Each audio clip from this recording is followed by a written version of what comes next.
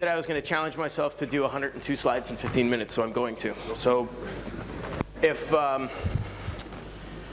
now the clicker doesn't work? That's going to be awesome.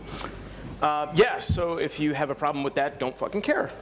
Part of the problem of what we're going through right now in the cyber community is that we really don't know where we are. I mean, technically, we exactly know where we are, right? I mean, if you tried to geolocate yourself. But in order to do so, we have to know where we came from, right?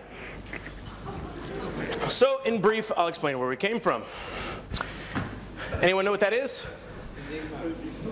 Close, called the Pascaline. Pascaline was an adding machine. It was the first real computer that we had. After that, Lady Lovelace became the first hacker. Anyone know what that is? A difference engine produced in the 1800s. So after we had that, what did we have? Well, computers are cool. They break stuff because we need to hide things and be secret. So it's easier to use computational methods to break stuff. We made the Enigma. From the Enigma, we transferred to transistors. This is ABC, the prototype that happened before we got to Enoch, the god of all computers. Now, granted, IBM came in, screwed it up, made everybody shitty and unhappy, but they did work with a bunch of people at AT&T Labs in order to create transistors and then microprocessors. At that point, we realized computers were going to take over the world, right?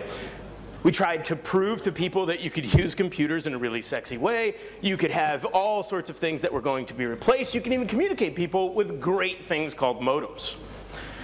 You could store pictures, like all of the dirty pictures you wanted to see at 1 bit per second. And you could chat with people from miles and miles away through this beautiful thing called email. Now, other players came into the game. They had cute little ads, but they were kind of gay. But we still got stronger. We became this society that got totally addicted to the interweb. We started connecting computers together. We went from the ability to have networks at schools and processing locations all the way out to being able to dial into bulletin boards, to having AOL and all these funny things, and the internet was born. Now, we had websites, and websites were really cool back then, but unfortunately we had to go a little bit faster. So we went from Web 2.0 all the way up to Web 3.0 and whatever bullshit term that people are going to use today. But I digress because we needed to make a landscape for ourselves. We had to exist in this new frontier, in this new place. How did we do so? Well, we made a big media landscape so we could show everybody what we were doing. We took our identity and we puked it all over the place so that everybody could know all the bullshit that we were doing everywhere, and we could allow Google to become the psychedelic fundamental Jesus of our lifetime.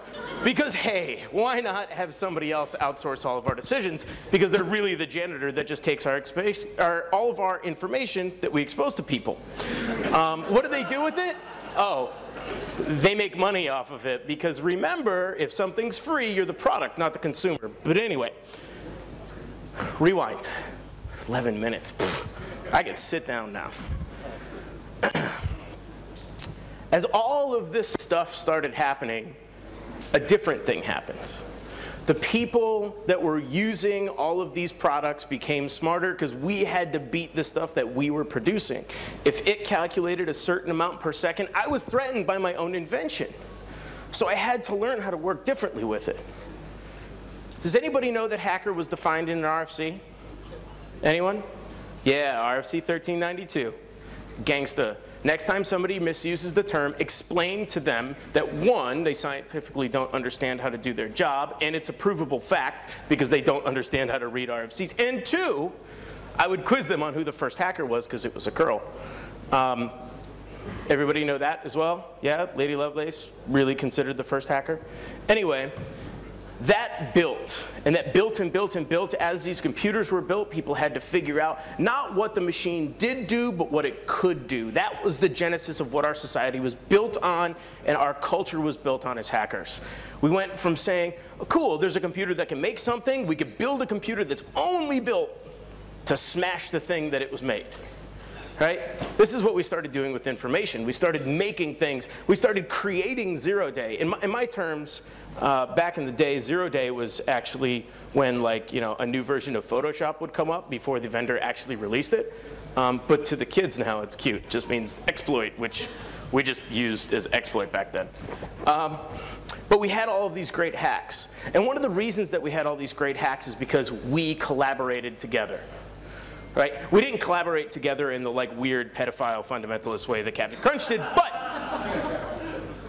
In the 70s, Vanity Fair took a liking to us. They started saying, wow, this hacker thing is really cool. Right? That's where we started getting some press. And they're like, all right, well, maybe we should learn something from this crowd. Well, then the shit hit the fan. Right? We started creating our own crews and gangs because we're nerds. Because we're like, I always wanted to be in a gang, but I never wanted to go outside my bedroom. And then our gangs started having fights, which is hilarious. And we had to evolve and have sub-gangs or macro gangs. We had to create tools to try and teach people that the bad was bad. But we still loved to share.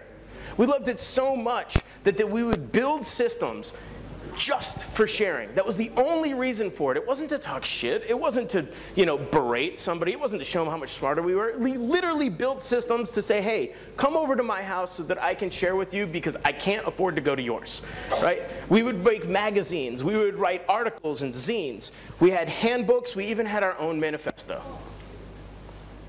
We made camps. And more than camps, we even had funerals for technology that died. Does anybody know that's kind of why DEF CON got started? Because it was the dying of BBSs and everybody wanted to get together to raise a candle to be like, BBSs are dead, long live the internet. Well, that started a global awesome piece. But it also started a problem because when DEF CON started, it used to be about sharing information versus whose thing was bigger than the others.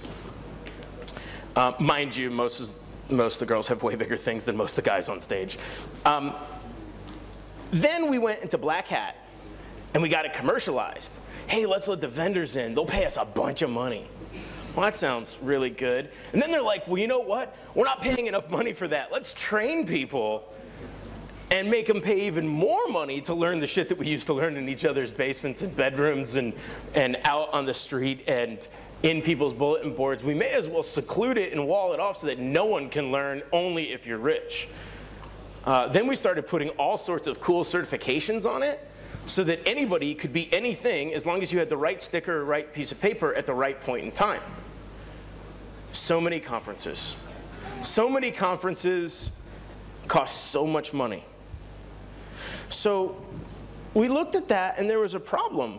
There was a problem that I missed my community. I missed the old days. I was nostalgic for being able to learn from people that I looked up to like they were gods and have them look me directly in the face and be like, you're right, you are an idiot. And I would be like, I know, but teach me. And they're like, I'm too drunk. And I'd be like, it's okay. It'll slow it down so that I could learn it. And it would, and I would learn these great things because people were so wasted they had to talk like a child to me because they couldn't figure out more complex words to say because they were hammered. So we said, okay, how do we figure out making a conference and get drunk and teach people to break into things? In comes BSides.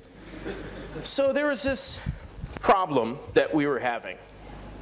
It started to seem like the Black Hat Review Board was getting so corporate and so overrun by the shills that even really cool talks were getting shit on so that some vendor could go release the same bullshit like how to find SQL injection in some random other vendor's app. It was horrible. So we're like, okay, well, what do we do with these good talks? And then there's a lot of other people who are like, dude, I'm not going to give that talk at Black Hat or at DEF CON because there's going to be people up in my ass offering me jobs, doing all this crazy, like drooling all over me. And all I want to do is teach other people what I'm doing so that I can get remixes so that they can tell me how dumb my shit was and then amplify it 100 times and we can make it into something really cool. So I rented this house in Vegas. And we didn't need to like put on our schedule that we were going to have vendor equality panels and all this stuff. They just broke out because we were doing it. We weren't there because we had to be there or because there was money. We were there because a bunch of people were sick of all the bullshit of people corporate posturing and trying to get jobs and show how cool they were and everything else and just wanted to go back to learning. We wanted to take all the bullshit out of it. I mean, look at Jack. That was his first talk. That doesn't look like somebody who's fucking around. I mean, he's for real right there. That's the real Jack. Then the second time we had it, we're like, all right, we're on to something. This is really cool. Everybody is jamming. Everybody is sharing ideas. Nobody's sitting in a corner talking about how cool they are. Nobody's measuring sticks at how many bugs they found or this and that. People are just learning. They're just collaborating. They're just working together. So we got a bigger house. And we got that bigger house, and we were still ghetto as shit. We didn't even have projectors. We just hung shit from the walls, and we were like, it's cool, project there. And you know what? It was fun. It was so much fun because if you were hungry, cool, go out to the barbecue, make food. But you can't, you have to do this, you have to do that. No, you don't, just walk outside. I didn't bring things. That's okay, somebody else brought them. I'm positive they will share with you because everyone here is built to share. That's what we were doing. We were there to share. We were there as a community to lift the entirety of this industry up, not just each other. We weren't there to just blow each other and be like, oh yeah, you're so awesome, I'm glad you found the thing. It's silly. No one wants to deal with that shit. We have enough of that at work. We had panels. Look at how young Corman was. The little guy. He's so cute. You know? I mean, we were even everywhere we went. Then we had the third one. So now it got big. This was a church or chapel inside of the creepy-ass hotel that we were doing things. Where did Roberts go? I saw him sit in the back.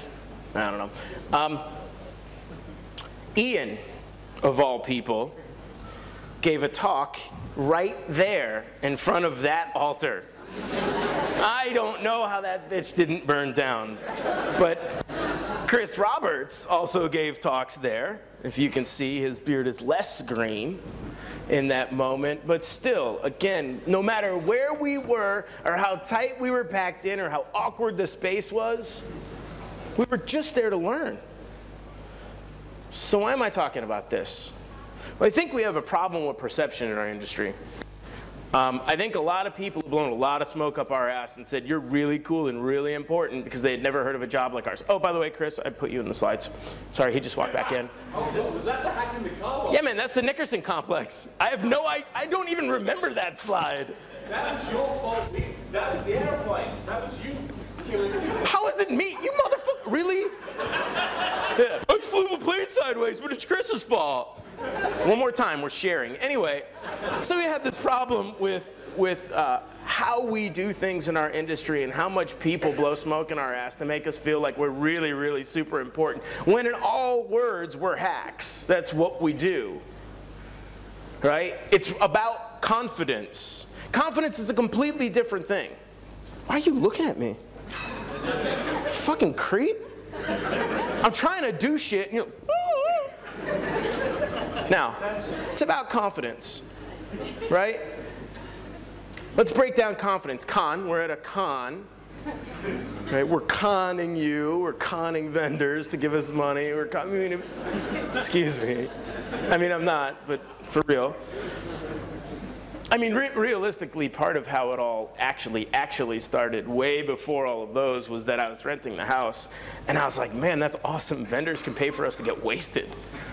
And they were like, that's way cheaper than us doing it because it's expensive because we drink pretty hard. And they were like, fuck yeah, let's have a conference. They were like, those people have tons of money. And we're like, that's awesome, call people, we'll get it. Anyway, confide. We are here to confide in each other. If you are not sharing with the people next to you that you don't know, you're doing it wrong. You have an unimaginable resource of people and humans in this room that unless you share with them, you're going to go home and have failed for the day. Meet somebody new and understand not only who they are and what they do, but how they can elevate what you do and how you can elevate what they do. If it's a one-way street, get the fuck out because we don't need you. Dense, don't be a prick. Please, God, don't be this guy. Just don't do it. How do you BSides? Easy. You leave your issues at the door, you be excellent to each other, you respect the crew, you be aware, you stretch yourself. If you don't understand how something works, don't bounce outside and go bitch about it. Learn. If you have a problem with somebody's slide deck, don't complain. Go up and ask them and work it out on paper so you can learn something. And at the end, if you're too cool for any of this, please go home because your cat misses you. with 7 seconds left.